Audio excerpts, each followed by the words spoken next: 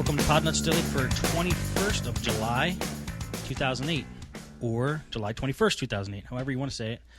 I'm starting to like Windows Vista. I don't know why exactly. I think this is going to happen. I think this phenomenon is happening to more than just me. It might be just apathy, being forced out of loving XP just from the sheer fact that Microsoft is forcing us to use Vista now practically. I don't know. I want the newest. I like having the newest thing, and Windows XP is getting a little too old for me. I'm going to try to just keep using Vista and work through it and see what it can do, and hopefully it gets a little better.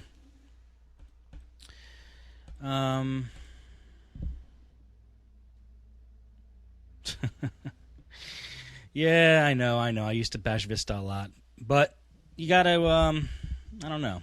I don't know what's happening to me. Like I said, I'm a little embarrassed about it, but I think I like it a little bit. Aside from the fact that it just takes so much power to run it, I'm finally biting the bullet and buying some machines that, can run it fast. So, I don't know. So I just have to do it. Okay. That's at the shop. At home, I'm still running Mac, of course. Let me talk about some stuff we did today. My dad did a computer today, and here is something I want to talk about. I know he's not watching, so I could talk a little bad about him. My mom might be watching, though. So, Mom, don't tell Dad about this. He made a boo-boo today. When we do a parallel Windows install, which is where you install Windows into another folder, like a Windows 2 folder instead of the Windows folder, you do have to transfer some stuff from the old operating system to the new operating system for it to look and feel just like the way the old operating system was. Like, as an example, when you do a new installation of Windows and a parallel installation, new users have to be created. That means new user folders. So say you have a user called owner, and all in the the customer's old installation, all of his My Docs are there, all of his favorites are there, everything on his desktop is in there in the Documents and Settings folder under owner. Well, when you do a new installation, it creates a user called owner 2 or owner with an extension of whatever the new installation is. If you named the new user owner, because there can't be two owners in Documents and Settings, Windows will assign the new owner you created owner.windows 2. So it'll have a different extension at the end of the folder. Well, to get all of the stuff from the first installation into the second one, you need to go into the original owner folder, go into owner's My Documents, and then copy all that stuff from the My Documents to the new My Documents folder.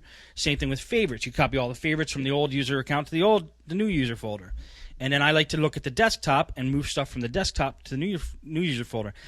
Now, what I don't do is I don't copy the whole user folder. I don't copy the whole owner folder. I just copy what I call like the big three. I don't know what I call them, but they're only three. The My Documents folder, favorites folder, and most of the desktop. If I copied over the start menu from the old operating system to the new operating system, then the new operating system would have a start menu full of programs that aren't installed yet. So if you just drag the whole old user folder and into the new user, or the whole old owner folder into the new owner folder, it's going to copy all kinds of program and application data which doesn't exist yet for the new operating system. You see what I'm saying? So if you copy over the start menu from the old folder into the new folder, you filled the start menu with programs that don't exist yet. So when the customer goes to click on them and Windows gives them an error, that's a problem. That's why I only copy over the My Docs folder, favorites, and most of the desktop. Now, why don't I do the whole desktop? Because a lot of times on the desktop, there's shortcuts to programs that the customer used to have installed. Well, since we installed Windows in a new operating system, in a parallel install, those programs don't exist in the registry yet. The program files folders are there, but the program doesn't exist in the registry yet, so if you try to open it, it won't work. So that's why I only copy those three. The only other things I copy over are Outlook Express emails, if they exist, and an Outlook PST file, if that exists. And then I have to run Outlook or run Outlook Express to create those folders and put the old PST file or the Outlook Express folders into the new version so they could get their emails. And even in that case, they have to re-enter their email information, but at least all their contacts and old emails are there. Second thing, New Brit likes my Yankees cap. I just felt a little rebellious today. Not even a Yankees fan. In fact, did you guys see Chase Utley at? He's on the Phillies. For those of you not in the United States or in this country, the Philadelphia fans and the Mets fans have a bit of a rivalry. And the baseball All-Star game was held in New York. And when they announced Chase Utley, who's on the Phillies, the people in New York booed him. And this isn't an All-Star game. This wasn't the Mets playing the Phillies or the Yankees playing the Phillies. This was an All-Star game. You know, the guy deserved to be there. And he didn't know the camera was on him, and he had some things to say to the crowd, which you could probably find on YouTube. It's pretty funny what he said. And he's like this nice, clean-cut guy, and then you hear that come out of his mouth on like live TV. And I just said, go Chase. That was great. All right, let me get back to this. Stop taking me off the subject, guys. I ordered the wrong motherboard today for a laptop. This was because I was lazy. I had a Toshiba laptop and needed a motherboard replacement. I went on eBay, and because there's usually in a certain model of computer, there's several different submodels. Like if it's a Toshiba A105, they make the Toshiba A105-S100 or the Toshiba A105-S101 and S102, and it just keeps going and keeps going. So you can get a motherboard for a Toshiba A105. That doesn't mean it's going to fit into the model that you have, because you could have a different submodel with a different motherboard.